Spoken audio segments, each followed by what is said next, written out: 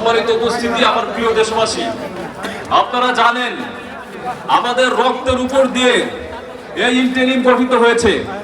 এই ফ্যাসিবাদী স্বৈর শাসনের অবসান ঘটাতে আমরা সক্ষম হয়েছি একমাত্র আল্লাহ তাআলার সাহায্যে।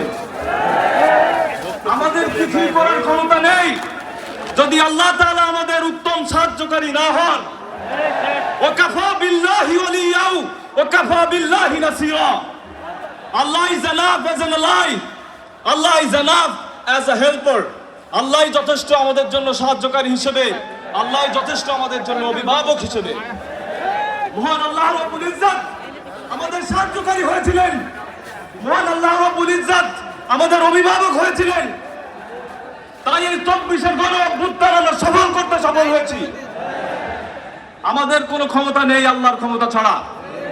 সম্মানিত উপস্থিতি, আপনারা জানেন আমি ভয়ের সাথে হৃদয় ভরা দুঃখ নিয়ে স্মরণ করছি এই 19শে জুলাইকে, যেদিন ইন্টারনেট শাটডাউন করে দেওয়া হয়েছিল বাংলাদেশের প্রতিটা জায়গায়, গণহত্যা চালানো হয়েছিল প্রতিটি জায়গায়, বলা হয়েছিল ইন্টারনেট এমনি এমনি বন্ধ হয়ে গিয়েছে।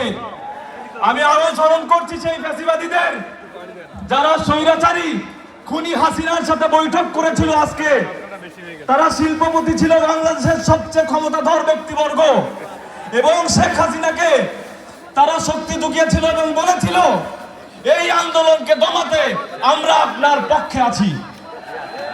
কিন্তু আল্লাহর ইচ্ছায় তারা সফলতা অর্জন করেনি, কারণ জালিমরা কখনো সফল হয় না।